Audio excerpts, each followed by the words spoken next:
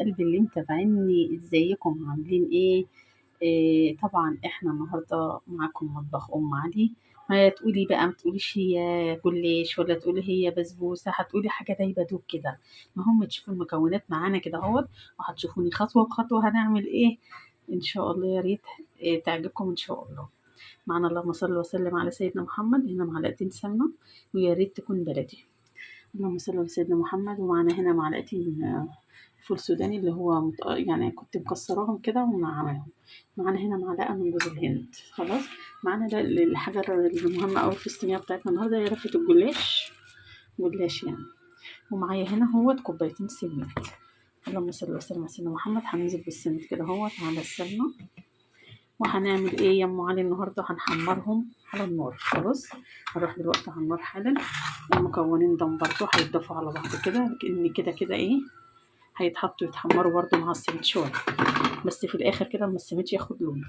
هنروح دلوقتي طبعا معانا كوبايتين شربات اهما، اللي هو السكر. حطيتهم يغلوا على النار.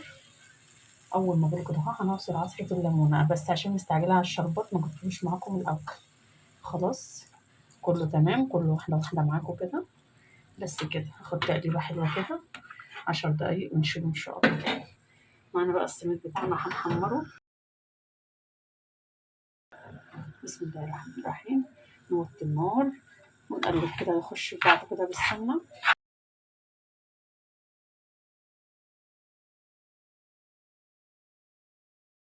قلت اصورها لكم، عملتها كم مره على تجربه جميله جدا. خلاص. دلوقتي هياخد لون بس يبقى اصفر كده اهوت معاكم اهوت، واحده واحده. قلبي طبعا السميد بتاعنا وصل للون ده اهوت، زي ما انتم شايفين كده ذهبي كده جميل. خلاص. هننزل عليه زي ما قلت لكم، اي حاجه عندك زي جوز الهند قصدي، فول سوداني، اي مكسرات عندك هتنزلي بيها كده اهوت. لو جوز الهند بس تكفي يعني، مفيش مشكله. هتدي تقلبتين كده اهو معاها، بحيث ايه اي حاجه فور كده تطلع من الحاجه يعني تبقى طعمها حلو. خلاص. الشربات بتاعنا طبعا طفينا عليه. شايفين اللون بتاعنا بقى عامل ازاي؟ جميل جدا. هياخد برضه تقلبتين كده اهوت، وهندفع عنه النار. اللهم صل وسلم على سيدنا محمد. طبعا يا جماعه انا ما قلت لكم، نسيت اقول لكم ان في هيبقى فيه كوبايه لبن.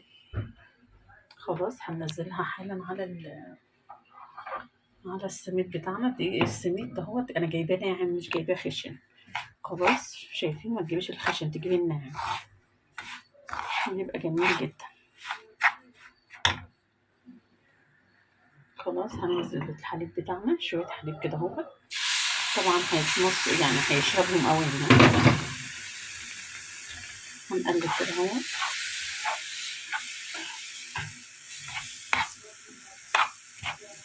هو هيتقل معاكي كده اهوت، عشان اللبن دخل في السميد كده، وهو دقيق السميد زي ما انتم شايفين.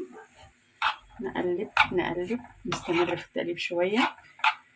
ولما تكوني بتحمريه هو بياخد وقت شويه على النار، زي ربع ساعه كده اهوت. ما تسيبوهوش وتمشي، لازم تقفي تحمريه على النار. خلاص. تقلبتين كده اهوت، وهنطفي النار من عليه. طبعا حبايب قلبي انا جيت بالسميد من على النار خلاص، عشان اجهز بقى الصينيه بتاعتنا. زي ما انتم شايفين السميد بتاعنا اتحمر لونه حلو قوي. خلاص. ممكن تغمقيه عن كده لو عايزه، بس انا ما بحبش اغمق عن كده الصراحه. خلاص. هنعمل ايه؟ عندي كوبايه شربات كده اهوت. طبعا اخدتها من الشربات اللي انا قايله لكم عليه.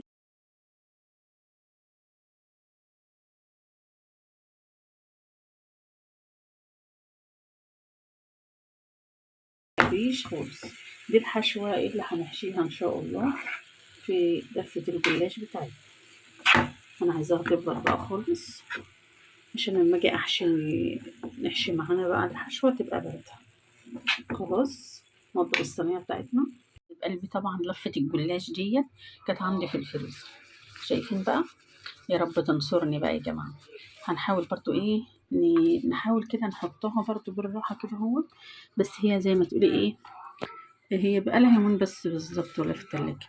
كسلت، الجو بقى كان حر ان انا اقوم اعمل كده. زي ما انتوا شايفين كده اهوت. هتحطي رقه ورقه، وندهن ايه، عندك زيت ذرة اللي هو العباد او اي حاجه كويسه ما تكونش ليها ريحه بس، او سمنه على زيت عادي الدنيا تمشي. مش مش شرط سمنه بلدي بس يعني. انا حطيت سمنه في الاول برضو، شويه سمنه على حته سمنه بلدي عندي، سيحي حته كده ان شاء الله بتبقى جميله. هنكرر برضو الموضوع وهناخد جلاش برضو كده اهوت في الرز. طبعا انا مش ماسكه عشان بصور نفسي، عادي لو مقطوعه احنا هنساوي الدنيا وهنعدل معانا ايه الموضوع. زي ما انت شايفه كده اهوت، نوصل لنص هو نص كيلو جلاش، نص الكميه هيبقى من تحت والنص التاني من فوق. تمام. وهنجيب الحشوه بقى نحطها في النص، ما حطيناها في الصينيه ورقه بندهن ورقه زيت كده. طبعا ده السميد بتاعنا، كوبايتين السميد زي ما انتم شايفين، بعد ما حطيت لهم بقى الحاجات زي ما قلت لكم المكونات اللي احنا عملناها مع بعض.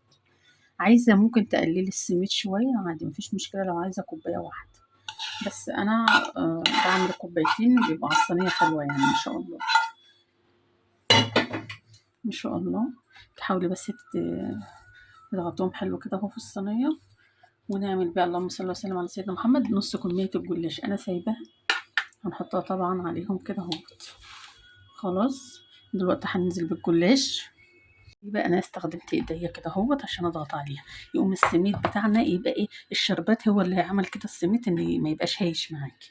تمام. الجلاش بتاعي زي ما قلت لكم هو كان مكسر مني، بس والله ايه انا بعرف بقى ايه ادوي ان شاء الله. اي حاجه مكسره بنحطها في النص ما ترميش حاجه، احنا في زمن ان احنا ما نرميش حاجه. على فكره الوصفه دي هتعجبكم قوي، وممكن تعملوها في رمضان برضو، عادي برضو كويسه جدا. خلاص هنكرر الموضوع برضو، هندهن كده يا سمنه على زيت يا زيت بس يبقى خفيف يعني.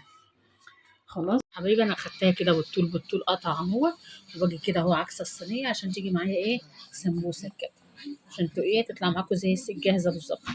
زي ما انتم شايفين كده اهو سمبوسه ان شاء الله هتعجبكم جدا جدا جدا. هندخلها بقى الفرن على نار ايه في الشبكه في النص على نار هاديه، هتقعد نص ساعه بالظبط، واطلعها هترش لها الشربات معاكم واقدمها ان شاء الله.